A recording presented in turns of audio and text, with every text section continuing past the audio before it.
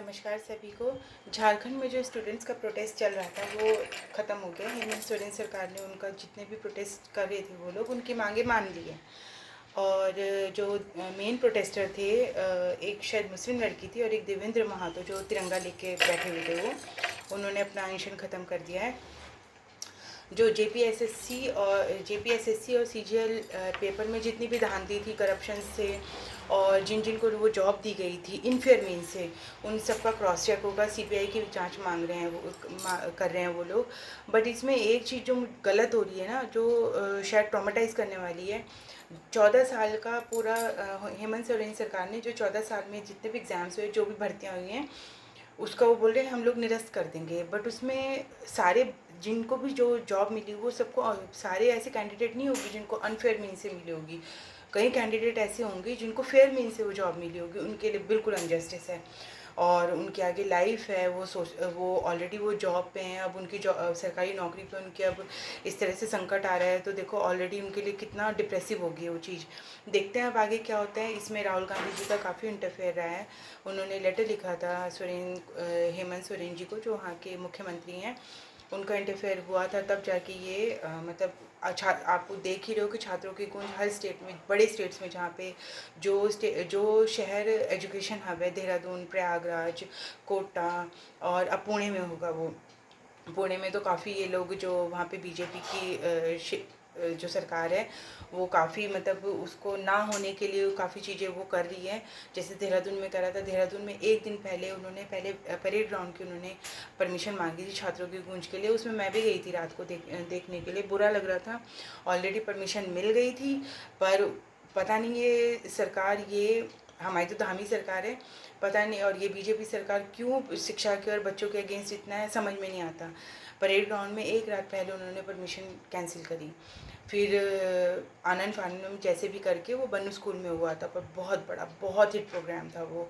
बहुत स्टूडेंट्स आए थे, बहुत बच्चे आए थे, और कोई जुटाई भी भीड़ नहीं थी, वो बच्चों की थी, पढ़े लिखे बच्चों की। ऐसे ही पुणे में कर रहे हैं। अब इन्होंने नया शायद ये पुणे में जो छात्रों की गूंज का प्रोग्राम होगा उसमें ये लिख दिया कि आने वाले 14 दिन तक, ये 22 अगस्त को है छात्रों की गूंज ना, आने वाले 14 दिन तक 5 लोगों से ज़्यादा लोग एक जगह इकट्ठे नहीं होने के। और काफ़ी मतलब वो लोग तंग कर रहे हैं कि, और काफ़ी ऑब्स्टिकल्स डाल रहे हैं कि छात्रों की गूंज ना हो यहाँ पे। पर होगा, देखो, शिक्षा को किसी ने नहीं रोका। ठीक है। अब राहुल गांधी जी के इंटरफेयर से और हेमंत सोरेन सरकार की तरफ से, हेमंत सोरेन का इंटरव्यू भी आया था। उन्होंने जब ये आंदोलन ख़त्म हुआ तो उन्होंने बोला देखो बच्चे सही होते हैं, कहीं जगह देखो सरकार सही होती है पर कहीं जगह बच्चे सही होते हैं, और हमें बच्चों की बात माननी चाहिए। हमें बच्चों की बात माननी है, क्यों? क्योंकि वो भविष्य हैं देश का, युवा देश का भविष्य हैं। और अच्छा लगा, मैंने उनका पूरा इंटरव्यू देखा, अगर बताऊँगी तो काफ़ी वास्ट हो जाएगा वो। अब आता है कि बीजेपी ने अपना पूरा अपना कैबिनेट चेंज करा है। मेन इसमें आते हैं जो इनका आईटी सेल के जो इनके चीफ थे, अमित मालविया, जो 2014 से थे। अमित मालविया का रोल वो था जो उनका एक ही उनका काम था कि उन्हें राहुल गांधी जी की इमेज ख़राब करनी थी।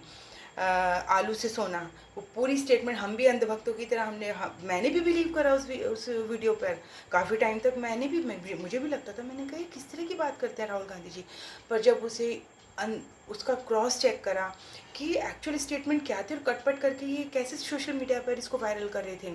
एक इंसान की इमेज ख़राब करने के लिए तुम इतना पैसा लगा रहे हो। अमित मालविया वो हैं।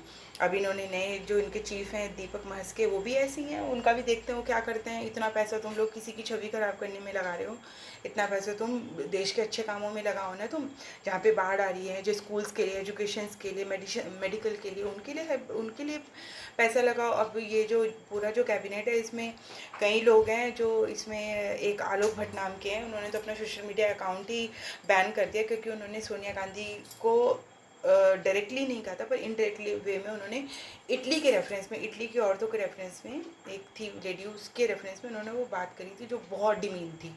और एक है प्रीति गांधी, उनकी ये आईटी सेल की नहीं, अब वो भी इसी का उसमें है। उसने भी अपना सोशल मीडिया अकाउंट अपना पूरा बैन कर दिया। क्यों? क्योंकि उसने लिखा हुआ था कि मैं गोडसे की बिग फ़ैन हूँ। सोचो कितनी गंदी मेंटालिटी है इन लोगों की।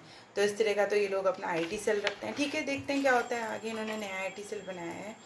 अब आता है कि अब ये जो हो रहा है छतरपुर और बुंदेलखंड में जो केन बेतवा प्रोजेक्ट अब ये शुरू कर रहे हैं, इसमें कहा जा रहा है कि 46 लाख पेड़ कटेंगे। और वो जो 46 लाख पेड़ है वो रिजर्व फॉरेस्ट है, वो बुंदेलखंड का लंग्स कहा जाता है। केन बेतवा एक रिवर प्रोजेक्ट है, केन रिवर को बेतवा में डाइवर्ट कर रहे हैं, पता नहीं भैया किस चीज़ के लिए कर रहे होंगे। उसके लिए ये मतलब ये जो वो हैं जो फॉरेस्ट हैं, मतलब जो पेड़ हैं 46 लाख, एक एस्टिमेट लिए तो वर्बली एस्टिमेट है, और एक्चुअल एस्टिमेट क्या होगा वो तो जब कटेंगे तब पता लगेगा। उसके लिए भी काफ़ी प्रोटेस्ट हो रहे हैं। तो वो पेड़ कटेंगे किसी प्रोजेक्ट को फुलफ़िल करने के लिए। मैं ये इसलिए बोल रही हूँ, देखो ये बुंदेलखंड का प्रोजेक्ट है, ये सेम हमारे देहरादून में भी हुआ था। दिल्ली देहरादून एक्सप्रेसवे जब बना था, कहा कुछ गया था। कभी जो भी मेरा ये वीडियो देखता है आप देखना, कभी देहरादून आना होगा आपको, राजा जी नेशनल पार्क है, वो इतने पेड़ काटे हुए हैं, इतने पेड़ काट दिए ना। जब हम भी गए थे देखने के लिए, मैं शॉक थी। मैं कही क्या हो गया, क्योंकि बचपन से हम लोग देहरादून में रहे हैं, मैंने देखा है अपना पूरा जो मोहन का पूरा रास्ता है, कितनी हरियाली है, कितने पेड़ हैं। और कहीं कहीं बार एक बार को तो शौक था मेरे लिए वो। मैं कही क्या कर दिया इन लोगों ने, एक पेड़ काटते हैं 25 साल लग जाते हैं उसे पेड़ को बड़े होने में। पूरा देहरादून का पूरा जो एटमॉस्फेयर है, टेम्परेचर है, पूरा डिसबैलेंस हो गया। देहरादून एक ऐसा शहर था, यहाँ पे हम जब छोटे थे तो कभी यहाँ किसी ने कूलर नहीं लाए, और कभी एसी तो बहुत दूर की बात है, कूलर्स की ज़रूरत नहीं होती थी। अब इतना डिस्ट्रक्शंस कर रहे हैं, इतना डिफॉरेस्टेशन कर रहे हैं कि यहाँ का टेम्परेचर, देहरादून का टेम्परेचर जब पीक गर्मियाँ होती हैं 40 39 40 डिग्री 41 डिग्री इतना होता है। हिल स्टेशन का सोचो, पेड़ काटने से तुमको प्रोजेक्ट पूरा कर रहे हो, पेड़ काटो काटो काटो पेड़ काट के तुम उसे ये तो सोचो कि एक पेड़ कितने टाइम बाद 15-16 साल बाद ये बड़ा होगा। कितना ये नेचर के साथ, ये बच्चों के साथ गलत कर रहे हैं, ये नेचर के साथ गलत कर रहे हैं, ये सोसाइटी के साथ गलत कर रहे हैं, ये रिवर्स के साथ गलत कर रहे हैं। इनका मुझे कहीं से कहीं तक भी लॉजिक बिल्कुल नहीं समझ में आता। देखो सही ना किसी भी पार्टी में कोई भी पूरी तरह सही नहीं होता, पर जितना इन लोगों को देख रही हूँ, इनको मुझे इनमें से कुछ सही लगता ही नहीं। मैं सोचती हूँ कि नहीं, इस कैबिनेट से, इस गवर्नमेंट में से कुछ तो सही दिखे कि हाँ इन्होंने कुछ सही करा था। ये जब कोविड आया था 2020 में तो पीएम फंड बना था।